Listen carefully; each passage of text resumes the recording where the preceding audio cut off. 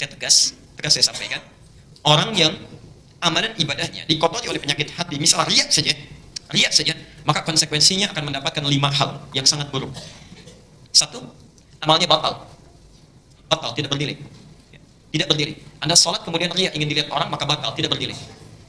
Yang kedua, lelah menempuh sesuatu tapi tidak mendapat hasil.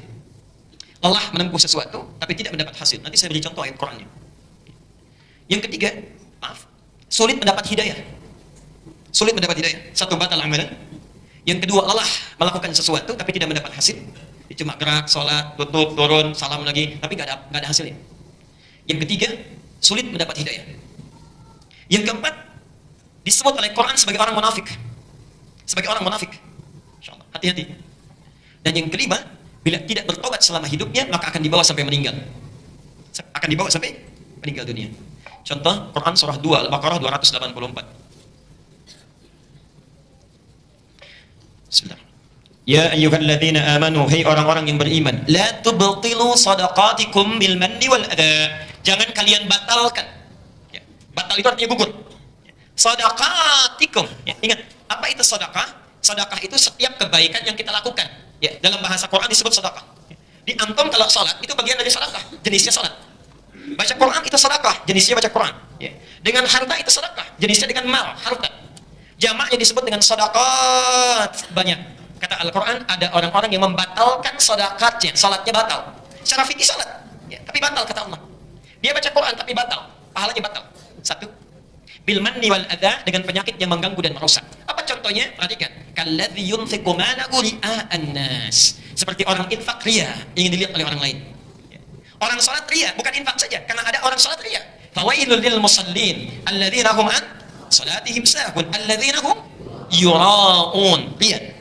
Salat riya, infak riya, mau haji riya, ada yang begitu? Ada, tidak sedikit. Bahkan belum haji sudah riya. Orang dikumpulkan, udah kumpul banyak, satu RT, satu RW, niatnya baik, minta support, doa, minta maaf. Bapak Ibu sekalian, kami akan berangkat haji dan mohon doakan supaya perjalanan lancar, baik, tidak ada kendala. Ini undangan yang sangat bermakna. Paragraf pertama nyaman. Paragraf kedua, ya mungkin di tempat ini, RW ini kami orang pertama yang berhaji. Pak RW juga belum dapat undangan Pak ya. Mudah-mudahan Bapak dapat hidayah nanti, ya kami doakan di sana. Belum apa-apa sudah muncul persoalan. Ini belum berangkat sudah dia bermasalah. Itu batal. Belum apa-apa sudah batal. Belum berangkat. Perhatikan.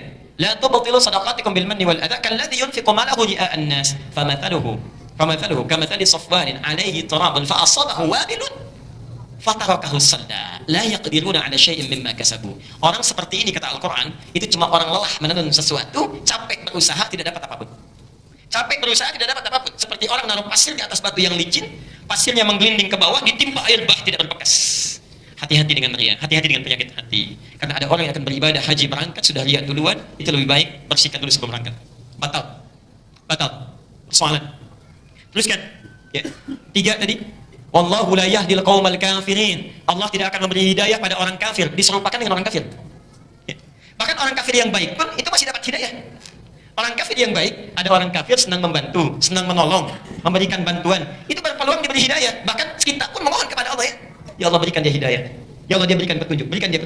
Orang Islam ibadah riya, sombong, ingin diketahui, dilihat, sulit. Bahkan kita pun tidak nyaman ketika berpapasan. Hati-hati. Yang keempat disebut munafik. An-Nisa 142. Innal munafiqina yukhadi'una Allah wa khadi'uhum wa idza qamu ila sholati qamu kusala yura'unan nas. Orang-orang riya bagian dari munafik. Dan yang terakhir, kalau tidak tobat dosa itu dibawa sampai meninggal dunia.